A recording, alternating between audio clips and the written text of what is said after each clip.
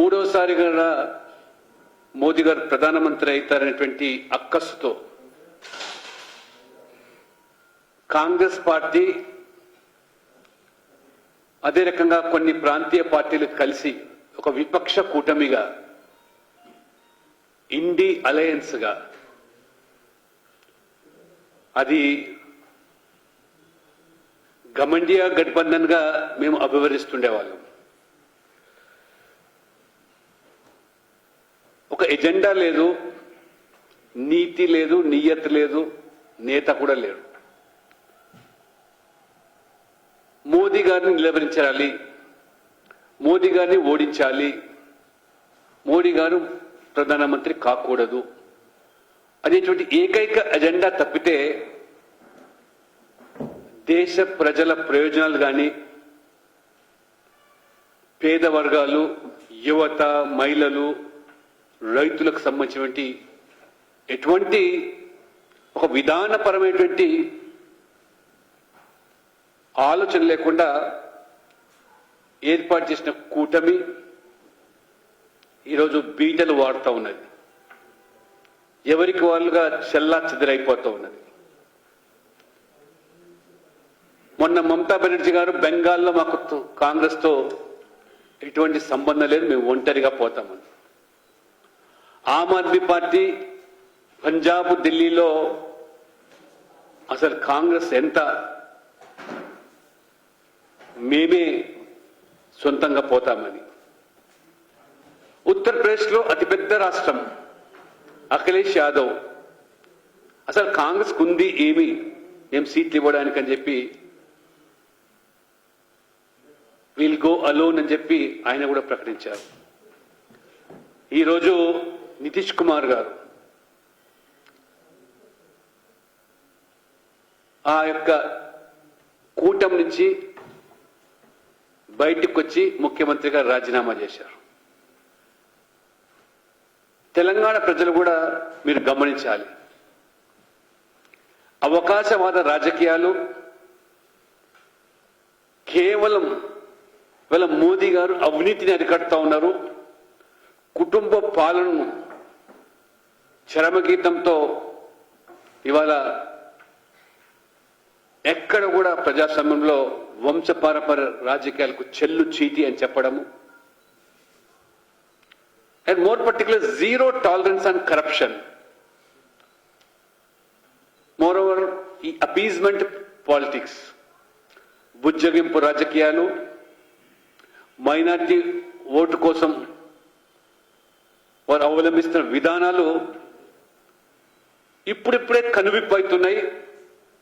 Congress party వీళ్ళ మోదీ గారు దేశం కోసం, దేశమే నా కుటుంబం అని చెప్పి వారు పనిచేస్తూ ఉంటే, కాంగ్రెస్ పార్టీ కేవలం ఇవాళ నెహ్రూ, గాంధీ కుటుంబ సభ్యుల కోసం పనిచేసే పార్టీగా,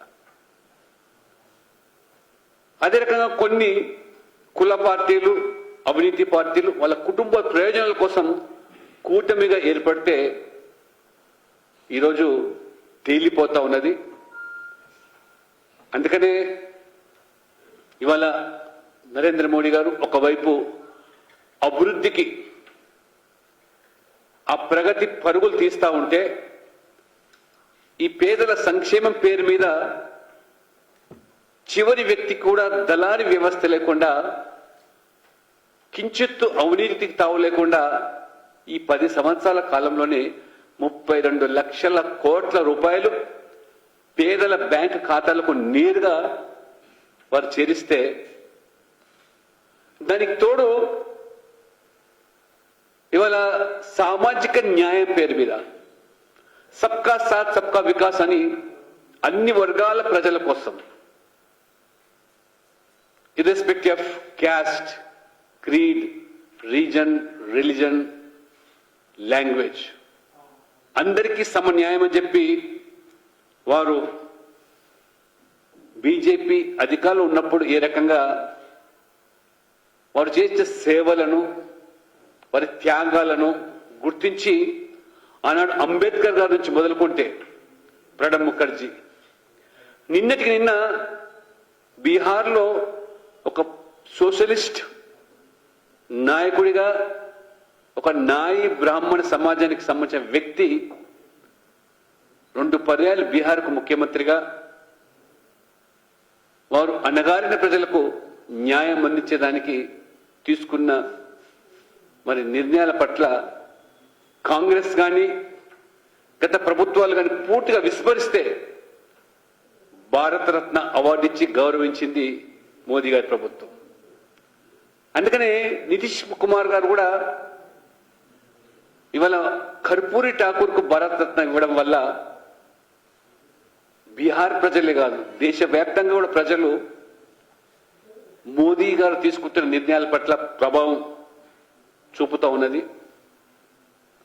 దానితో ఇటీవల ఒక చరిత్రాత్మకమైనటువంటి నిర్ణయం, రాముడు జన్మించిన అయోధ్యలో భవ్యమైన రామ మందిర నిర్మాణం కావడమే కాకుండా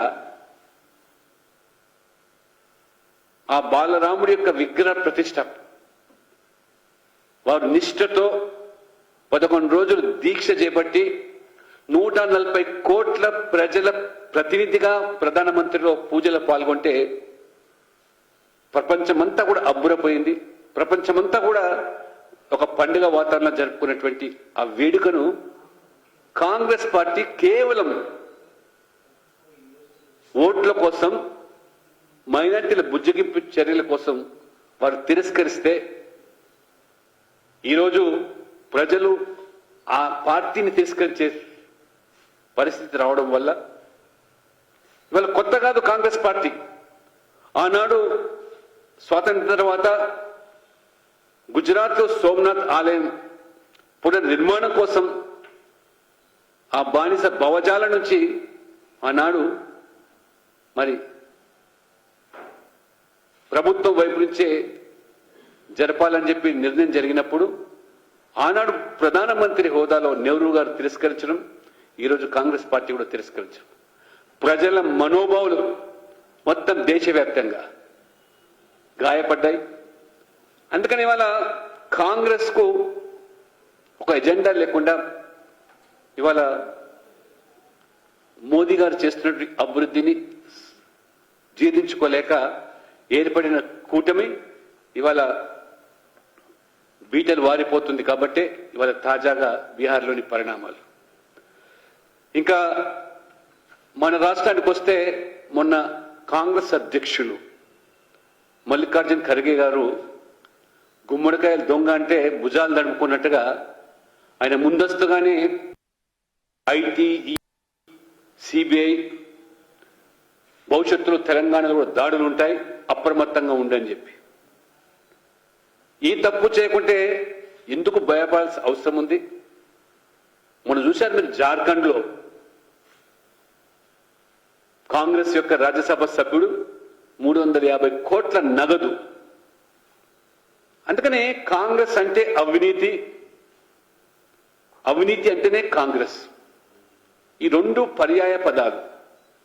కాబట్టి ముందస్తుగానే ఇవాళ మల్లికార్జున్ ఖర్గే గారు దాడులు ఉంటాయని చెప్పడం అంటే ఎక్కడ చేసినటువంటి దొంగతనాలు బయటపడతాయని ఇవాళ కూడా తెలంగాణ ప్రజలు ఒకసారి ఆలోచన చేయాలి.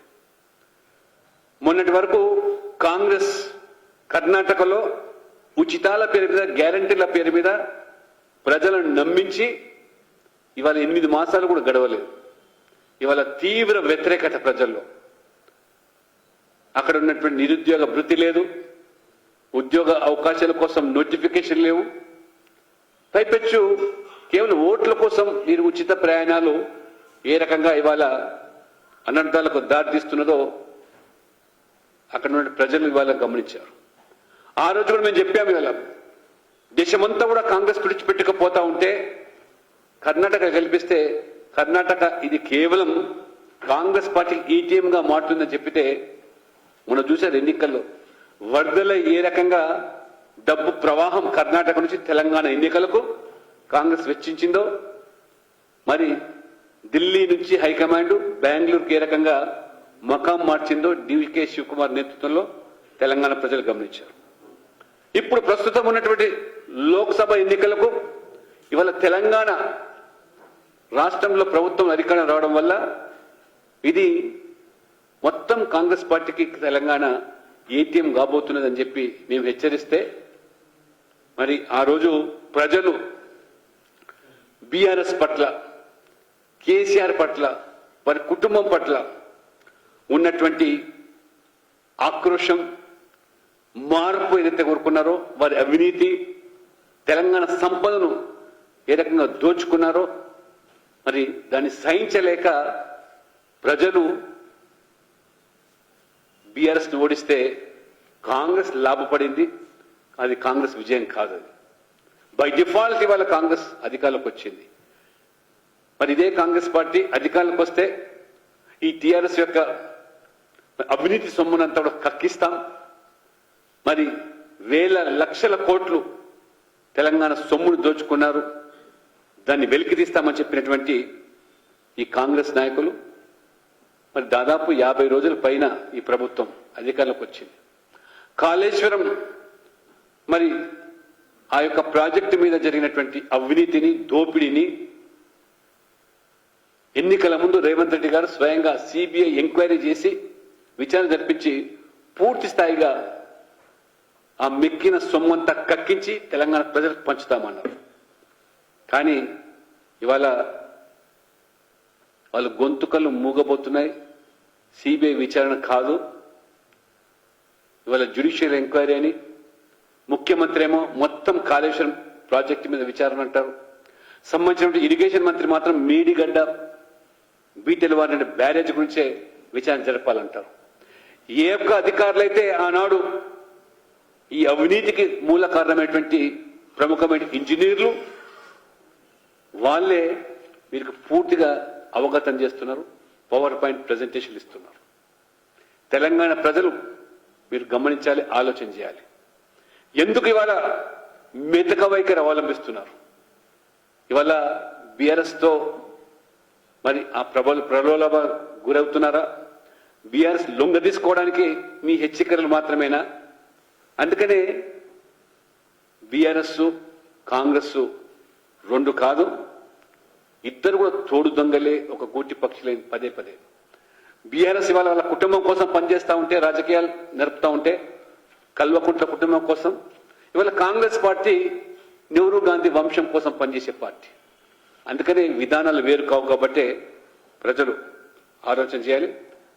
పైపచ్చి వాళ్ళ కాంగ్రెస్ నాయకులు పదే పదే ముఖ్యమంత్రులు సహా మేము ప్రకటించిన గ్యారెంటీలు 6 గ్యారెంటీలు 100 రోజుల గడువు ఉన్నది, 100 రోజుల లోపల మేము అమలు చేస్తామంటున్నాం. ఇవాళ ఉచిత మహిళ ఒక గ్యారెంటీ కాదు, అది గ్యారెంటీలో ఒక భాగం మాత్రమే మీరు అమలు చేస్తున్నారు తప్పితే ఆ రకంగా 140 పైగా ఇచ్చిన హామీలు ఈ 6 గ్యారెంటీలో పొందుపరిచారు. అందులో 2-3 అమలు చేసి మేము అమలు చేస్తున్నామని చెప్పి జబ్బలు తెరుచుకోవడం కాదు.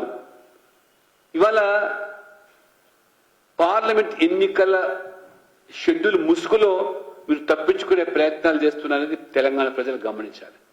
100 రోజులు లోపల గడువు ఉందని చెప్పి 100 రోజుల లోపల షెడ్యూల్ వస్తే ఎన్నికల కోడ్ కాబట్టి అమలు చేయలేకపోయిన నెపాన్ని మరి అవకాశంగా ఆసరగా తీసుకొని తప్పించుకునే ప్రయత్నం చేస్తే తెలంగాణ ప్రజలు మీరు నమ్మి మోసపోకండి. కర్ణాటకలో బహిర్గతమైంది, హిమాచల్ ప్రదేశ్లో మీ గ్యారెంటీలన్నీ కూడా తేలిపోయినాయి. అందుకని రాజస్థాన్లో ప్రజలు అవకాశం ఇచ్చి ప్రభుత్వానికి రాహుల్ గాంధీ కాంగ్రెస్ గెలిస్తే ఆ రోజు కూడా 100 రోజులప్పనే రైతులు రుణమాఫీ అన్నాడు. దగా చేశారు, మోసాలు చేశారు కాబట్టే ఇవాళ రాజస్థాన్లో కాంగ్రెస్ పార్టీకి కర్రు గాల్చి వాత పెట్టారు. హిమాచల్ ఎదురు చూస్తున్నారు, కర్ణాటక ఎదురు చూస్తున్నారు. తెలంగాణ ప్రజలు కూడా రేపు ఈ పార్లమెంట్ ఎన్నికల మరి సందర్భంగా అసలు నైజాన్ని గమనించి దేశ హితం కోసం మోదీ గారు చేస్తున్నటువంటి అభివృద్ధి, వారు తీసుకుంటున్నటువంటి పేదల పథకాలు, చరిత్రాత్మకమైనటువంటి నిర్ణయాలు, అదే రకంగా ఇవాళ రామ మందిరం లాంటి మరి నిర్ణయాలు, అసాధ్యం అనుకున్నటువంటి 370 ఆర్టికల్ కానివ్వండి, లేదా ఇవాళ మహిళలకు సంబంధించిన ముస్లిం మహిళలకు సంబంధించిన ట్రిపుల్ తలాక్ చట్టం కానివ్వండి, చివరికి ఇవాళ 33% మహిళల రిజర్వేషన్లు కానివ్వండి, ఏ రకంగా ఇవాళ మహిళలకు పెద్దపీట వేస్తూ ఇవాళ మోదీ గారు మహిళా శక్తిని వాళ్ళకు గుర్తించి సగ జనాభా ఉన్నటువంటి మహిళలకు ఇవాళ అన్ని రంగాల్లో కూడా పెద్దపీట వేయడమే కాకుండా మొన్న జనవరి 26 నాడు గణతంత్ర దినోత్సవం సందర్భంగా దేశ చరిత్రలోనే మొదటిసారిగా మహిళలచేనే త్రివిధ దళాల కవాతు ఈ ఢిల్లీలో గణతంత్ర దినోత్సవ వేడుకల్లో నిర్వహించి ఒక చరిత్ర సృష్టించినటువంటి మరి మోదీ ప్రభుత్వం, మీరు మహిళా అధ్యక్షురాలుగా ఉన్నప్పటికీ సోనియా గాంధీ, మీ ప్రభుత్వం 10 సంవత్సరాలు ఉన్నప్పటికీ కూడా మీ యొక్క మిత్రపక్షాల అడ్డుకోవడం వల్ల ఏ యొక్క చట్టసభలో రిజర్వేషన్ కల్పించలేదో అటువంటి మిత్రపక్షాలను కాంగ్రెస్ సైతం కూడా ఒప్పించి మెప్పించి మహిళల పక్షపాతిగా ఇవాళ మోదీ గారు తీసుకున్న నిర్ణయం, అది చట్టసభలో రిజర్వేషన్ మర్చిపోలేదు. అయితే రేవంత్ గారు ముఖ్యమంత్రి హోదాలో దావోస్కు వెళ్లి 40,000 కోట్ల పెట్టుబడులు తీసుకొచ్చామని చెప్తున్నారు. ఇంతకంటే కూడా ముందు కేటీఆర్ గారు కూడా ఇదే విధమైనటువంటి ప్రచారాలు, చివరి క్షేత్రస్థాయికి వస్తే డొల్లతనం. కాబట్టి కేవలం ఎన్నికల ముందు వార్తల కోసం ఈ యొక్క పర్యటనలు కాదు, ఎందుకు ఈ రాష్ట్రంలో నెలకొనాల్సినటువంటి గొరిల్లా గ్లాస్ మ్యానుఫ్యాక్చరింగ్ ఫ్యాక్టరీ ఎందుకు తమిళనాడు తరలిపోయింది, తమిళనాడుకు తరలిపోయినటువంటి వార్తలు ఏవైతే వస్తున్నాయో ప్రభుత్వం ఆ కారణం ఏదైతే ఎందుకు తరలిపోయిందో ప్రభుత్వం చెప్పాల్సిన బాధ్యత మీ మీద ఉన్నది. కాబట్టి ఈరోజు మీరు చూస్తూ ఉన్నారు, కేవలం తెలంగాణ సంపదను తెలంగాణ మరి ఏ రకంగా దోచుకోవడానికి ఇవాళ మీరు ప్రయత్నాలు చేస్తున్నారో, రాజీవ్ గాంధీ చేపట్టిన భారత్ జోడో న్యాయయాత్ర కూడా తెలంగాణ బస్సు మరి కొనుగోలు చేసే పరిస్థితి వచ్చిందంటే రేపు పార్లమెంట్ ఎన్నికల్లో ఎన్ని వేల కోట్లు మరి ఈరోజు ఈ ప్రభుత్వం తెలంగాణ సంపదను కొల్లగొట్టడానికి ప్రయత్నాలు చేస్తున్నారో అప్రమత్తంగా ఉండాలి. అదే రకంగా కేటీఆర్ గారు కూడా మరి ఆ ఓటమి డిప్రెషన్లో వారు చేసేటువంటి వ్యాఖ్యలు బీజేపీ కాంగ్రెస్ ఒకటేనని ఈ రకంగా మతి భ్రమించినట్టుగా మాట్లాడుతున్నారు. ఆ ఓటమిని తట్టుకోలేక ఇవాళ కాంగ్రెస్ ను వంశపారపద రాజకీయాన్ని, కాంగ్రెస్ విధానాలను, కాంగ్రెస్ అవినీతిని ఎదుర్కొనే పార్టీ బీజేపీ మాత్రమే విషయాన్ని ప్రజలు దేశమంతా గమనించి ఆదరిస్తూ ఉంటే మీరు ఇవాళ ఆ ఓటమి మరి డిప్రెషన్లో ఏం మాట్లాడుతారో మీకు తెలియకుండా మాట్లాడుతాం. ఎమ్మెల్సీలు ఎన్నికలు ఏ రకంగా జరపాలి, అది ఎన్నికల కమిషన్ యొక్క పరిధిలోకి వచ్చి దాన్ని దృష్టిలో పెట్టుకొని కాంగ్రెస్ బీజేపీ కొమ్ము కాస్తుందని చెప్పడం, లేదా ముఖ్యమంత్రి హోదాలో రేవంత్ రెడ్డి గారు ప్రధానమంత్రి కలిస్తే కాంగ్రెస్ బీజేపీ ఒకరు, అంటే రాజకీయాలకు ప్రభుత్వాలకు తేడా లేకుండా కనీసం అవగాహన లేకుండా మాట్లాడుతున్న కేటీఆర్ గారు ఆ యొక్క అధికారాన్ని కోల్పోయి దిక్కుతోచని పరిస్థితిలో ఉన్న మీ కుటుంబం, మీరు కనీసం రాజ్యాంగపరమైనటువంటి హోదాలతో ఉన్నటువంటి వ్యక్తులను మీరు గౌరవించకుండా ఏ రకంగా గవర్నర్ మొదలుకొని ప్రధానమంత్రి వరకు కూడా ఏ రకంగా మీరు అధికారం ఆ మదమెక్కి వివరించిన తీరు ప్రజలు గమనిస్తున్నారు. కాబట్టే మీరు ఎన్ని రకాల విన్యాసాలు చేసినా ప్రజలు కాంగ్రెస్ పార్టీని, కేటీఆర్ను రేపు జరగబోయే ఎన్నికల్లో ఖచ్చితంగా తెలంగాణలో కూడా 10 మంది పైగా ఎంపీలను గెలిపించుకొని 30% ఓటు సాధించే లక్ష్యంతోనే ఖచ్చితంగా మేము ఈ తెలంగాణలో కూడా మరి ప్రజలు మార్పు కోరుకుంటున్నారు. మొత్తం దేశమంతా కూడా ఇవాళ మోదీ గారి అభివృద్ధి ఎజెండా, పేదల సంక్షేమంతో పాటు రామమయం ఇది ప్రభావితం చేస్తుంది. కాబట్టి ఆ కూటమిలో ఉన్నటువంటి పార్టీలకు కూడా ఇప్పుడిప్పుడే వారు గమనిస్తున్నారు, కనువిప్పు అవుతుంది. కాబట్టి తేలుకుంటున్నారు. మోదీ వైపు కూడా ఇవాళ మొగ్గు చూపే ప్రజలకు అనుగుణంగా ఈ పార్టీలు కూడా నడుచుకునే ప్రయత్నం వస్తుంది. కాబట్టి చివరిగా నేను ఇంతకుముందు చెప్పినట్టుగా భారత రత్న కానివ్వండి, పద్మ అవార్డులు కానివ్వండి, ఇవాళ ఎవరి ప్రమేయం లేకుండా ఈ యొక్క సమాజంలో వారు చేసే సేవలను గుర్తించి మన తెలుగు తేజాలకు కూడా పద్మ విభూషణ్ కానివ్వండి, పద్మశ్రీలు కానివ్వండి, ఏ రకంగా మరి మోదీ ప్రభుత్వం వివరిస్తుందో, చివరికి ఆనాడు గాంధీ కుటుంబానికి తప్పితే మీరు ఎవరికి కూడా ఆ రోజు గౌరవం కానీ గుర్తింపునివ్వలేదు. చివరికి తెలంగాణ తెలుగు మరి బహుభాషా కోవిదిగా పేరుగాంచిన పివి నరసింహారావు సైతం కూడా ఏ రకంగా మీరు అవమానించారో కాంగ్రెస్ పార్టీ తెలంగాణ ప్రజలు తెలుగు ప్రజలు మర్చిపోలేదని చెప్పి కూడా రాబో రోజుల్లో పార్లమెంట్ ఎన్నికల్లో తెలుగు ప్రజలు తప్పకుండా మోదీ గారి ప్రభుత్వానికి చేయూతనిచ్చి ఎన్నికల్లో సమర్థించి ఈ భారతదేశాన్ని అభివృద్ధి చెందిన దేశంగా తీర్చిదిద్దడానికి తెలంగాణ ప్రజలు కూడా మరి తమ వంతు బాధ్యతను కర్తవ్యాన్ని నిర్వహించి పెద్ద ఎత్తున పార్లమెంట్ సభ్యులను గెలిపించి మోదీ గారి ప్రభుత్వంలో డబుల్ ఇంజిన్ సర్కార్ ద్వారా భవిష్యత్తులో తెలంగాణ కూడా యూపీ మాదిరిగా గుజరాత్ మాదిరిగా మిగతా రాష్ట్రాల మాదిరిగా ఏ రకంగా ప్రగతి వైపు దూసుకుపోతుందానికి మరి తెలంగాణ కూడా దోహదపడాలని చెప్పి కోరుకుంటూ మీ అందరికీ ధన్యవాదాలు.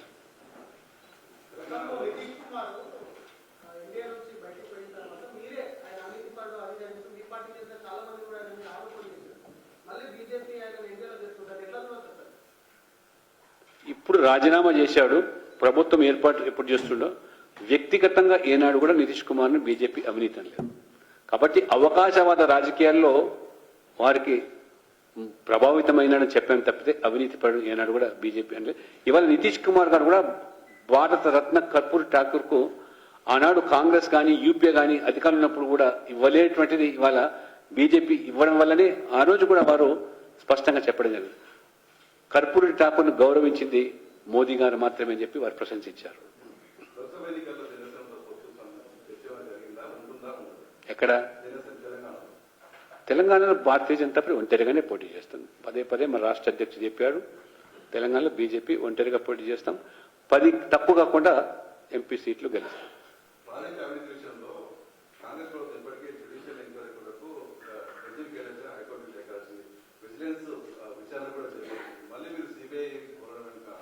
సిబిఐ ఎంక్వైరీ అడిగింది ఆ రోజు రేవంత్ రెడ్డి గారు బహిరంగ సభలో కూడా సిబిఐ ఎంక్వైరీ చేసి మీరు మొత్తం అవినీతి బట్టబయలు చేస్తామన్నారు. మరి ఎందుకు ఇవాళ మంత్రి గారేమో మేడిగడ్డ బ్యారేజ్ వరకు ఇచ్చారని అంటారు, ముఖ్యమంత్రి మాత్రం కాళేశ్వరం ఇచ్చారంటారు. అంటే ఎందుకు మళ్ళీ మీరు మరి ఈ కూని రాగాలు తీస్తున్నారు, ఎందుకు మితక వైఖరి అవలంబిస్తున్నారు ప్రజలు దయచేసి అర్థం చేసుకోగలుగుతున్నారు. కాబట్టే ఖచ్చితంగా మరి కాళేశ్వరం మీద సిబిఐ ఎంక్వైరీ జరగాలని ప్రభుత్వం కోరుకుంటే తప్పకుండా ఆ సంస్థతో దర్యాప్తు చేయించడానికి మా వంతు బాధ్యత కూడా మేము నిర్వహిస్తాం.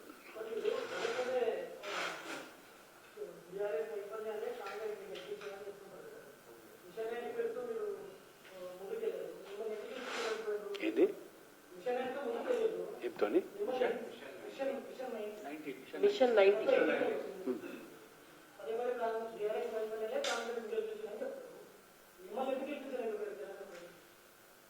తెలంగాణ ప్రజలు భారతీయ జనతా పార్టీ ఇవాళ ఈ రాష్ట్రంలో అన్ని పార్టీల కంటే కూడా ఇవాళ మా ఓట్ల శాతాన్ని సీట్ల సంఖ్యను పెంచుకున్నాం. ప్రజలు బై డిఫాల్ట్ ఇవాళ కాంగ్రెస్ ని గెలిపించారు, కానీ కాంగ్రెస్ బలపడింది లేదు, కాంగ్రెస్ సాధించి విజయం కాదు అని ఇవాళ తేలిపోతా ఉన్నది. రేపు పార్లమెంట్ ఎన్నికల్లో మీకు స్పష్టమైపోతుంది. ఇవాళ రేపు తెలంగాణలో భవిష్యత్తు భారతీయ జనతా పార్టీని మాత్రమే. బీఆర్ఎస్ కనుమరుగు కావడం ఖాయం. కాంగ్రెస్ దేశంలో ఎక్కడ లేని కాంగ్రెస్ పార్టీ తెలంగాణలో నిలబడుతుందని చెప్పి కూడా మరి ఎవరు కూడా పెద్దగా ఆశించాల్సిన అవసరం లేదు. ముచ్చటగా 3 రాష్ట్రాల్లో ఉన్నది, అది కూడా మరి మిట్టుకుమంటూ కర్ణాటకలో కానీ హిమాచల్లో కానీ ప్రజలు ఇప్పటికే తిరగబడుతున్నారు. కాబట్టి పార్లమెంట్ ఎన్నికల వరకు కాంగ్రెస్ పరిస్థితి ఏందో ప్రజలకు పూర్తిగా అర్థం చేసుకోగలుగుతుంది. ఇప్పుడిప్పుడే 2 నెలల్లో చెప్పిన దానికి చేసేదానికి పొంతన లేదనే విషయాన్ని కూడా ప్రజలు అర్థం చేసుకుంటున్నారు.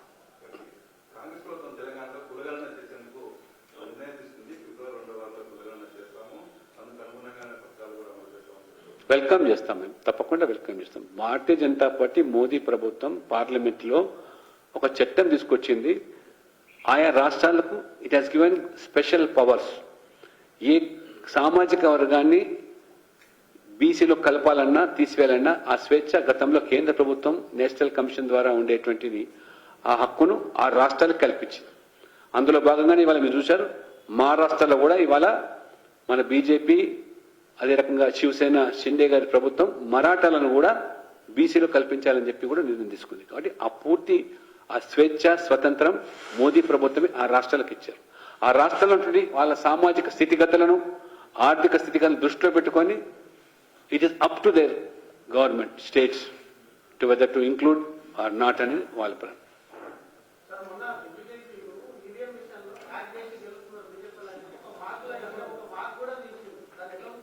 మరి తెలంగాణలో అట్లనే గెలిచిన దిగ్విజయ్ ఒప్పుకుంటే